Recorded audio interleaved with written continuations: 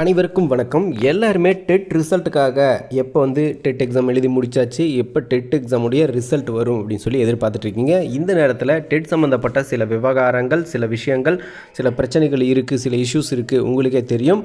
டெட்டை பொறுத்தவரை பார்த்தீங்க அப்படின்னாக்கா ஓரளவுக்கு நல்ல முறையாக நிறைய பேர் எழுதியிருந்தாலும் சிலர் பார்த்தீங்க அப்படின்னாக்கா இந்த டெட் எலிஜிபிலிட்டி அந்த பாஸ் மார்க்குக்கு பார்டரில் இருக்கக்கூடிய சில நிறைய ஆசிரியர்கள் இருக்காங்க. ஸோ அவங்க சில முக்கியமான கோரிக்கைகளை முன் வச்சுருந்தாங்க. அதில் மற்ற மாநிலங்களைப் போல் 75 மார்க் எடுத்தால் பாஸ் அப்படின்னு சொல்லிட்டு இந்த அப்டேட் தமிழ்நாட்டுக்கும் கொடுக்கணும். ஸோ எல்லாருமே 75 மார்க், அதாவது 75 மதிப்பெண் எடுத்தால் பாஸ் அப்படின்னு சொல்லிட்டு ஒரு அறிவிப்பை அரசு வெளியிடணும் அப்படின்னு சொல்லி மிகப்பெரிய எதிர்பார்ப்போடு காத்துட்ருக்கிற அதே சூழ்நிலையில், அதே மாதிரி டெட்டு இந்த கொஷின் பேப்பர் விவகாரத்தில் இரண்டாவதாக ஒரு முக்கியமான விஷயம் வந்துச்சு. என்ன அப்படின்னாக்கா நிறைய வினாக்கள் தவறாக இருந்துச்சு அப்படின்னு சொல்லிட்டு இதில் அப்ஜெக்ஷன் தமிழில் தேர்வு எழுதின நபர்கள் கிட்டத்தட்ட அதாவது ஒரு 5 வினாக்கள், சோசியல் சயின்ஸில் ஒரு 5 வினாக்களும், சயின்ஸில் ஒரு 6 வினாக்களும் தவறாக இருந்தது அப்படின்னு சொல்லி அப்ஜெக்ஷன் ட்ராக்கர்ஸ் எல்லாம் பண்ணாங்க.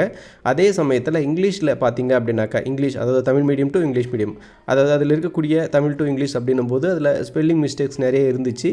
கிட்டத்தட்ட 96% வினாக்கள் தவறாக இருந்துச்சு அப்படின்னு சொல்லி செய்திகளெல்லாம் பார்க்க முடிஞ்சுது. ஸோ அதனால் நிறைய அப்ஜெக்ஷன்ஸ் இருக்குது அப்படின்னு சொல்லி டிஆர்பி தரப்புலேருந்தே ஒரு அறிவிப்பு வெளியாக இருந்த விஷயத்தையும் நீங்கள் வேலை பார்த்துருப்பீங்க. ஸோ அதனால் இந்த தேர்வு முடிவுகள் எப்படி இருக்கும் அப்படின்னு சொல்லிட்டு எல்லாருக்கும் ஒரு மிகப்பெரிய கேள்வி இருக்கும்.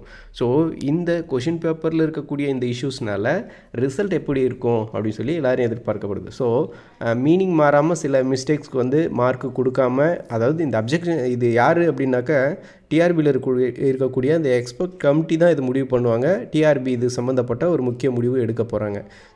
சில இதுக்கு மார்க் கொடுப்பாங்க. இதுக்கு கம்பல்சரி இந்த ஒரு லெட்டர் மாறி இருந்தாலும் இதுக்கான மீனிங் மாறுது அப்படின்றதுனால கண்டிப்பாக கொடுப்பாங்க. சில மிஸ்டேக்ஸ்க்கு மார்க்கு கொடுக்க மாட்டாங்க. ஸோ இந்த மாதிரியான விஷயம் இருக்குது. ஸோ எவ்வளோ மார்க் கொடுக்க போகிறாங்க, பாஸ் மார்க் ரெடியூஸ் பண்ண போகிறாங்களா, 75 எடுத்தால் பாஸ்ன்ற அப்டேட் கொடுக்க போகிறாங்களா, இந்த மாதிரி பல கேள்விகளுக்கு மத்தியில் டெட் பேப்பர் 1 பேப்பர் 2 ரிசல்ட் எப்போ வெளியாகுன்றது மிகப்பெரிய எதிர்பார்ப்பு. டிஆர்பி இந்த டெட் எக்ஸாம் எழுதி முடித்த உடனே சொல்லியிருந்தாங்க, இந்த தேர்வு முடிவுகளை பொறுத்தவரை 1 மாதத்துக்குள்ளார நாங்கள் தேர்வு முடிவுகளை வெளியிட போகிறோம்னு சொல்லியிருந்தாங்க.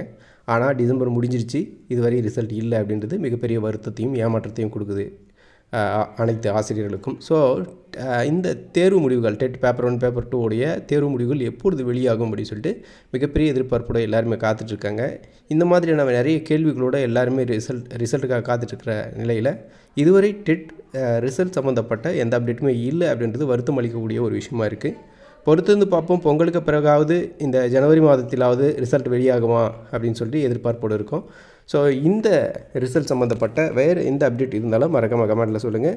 அதே மாதிரி வேறு புதிய தகவல்கள், இந்த ரிசல்ட் சம்மந்தப்பட்ட டிஆர்பி சம்மந்தப்பட்ட தகவல்கள் எதுவாக இருந்தாலும் அடுத்தடுத்த வீடியோக்களில் சொல்கிறேன். நன்றி.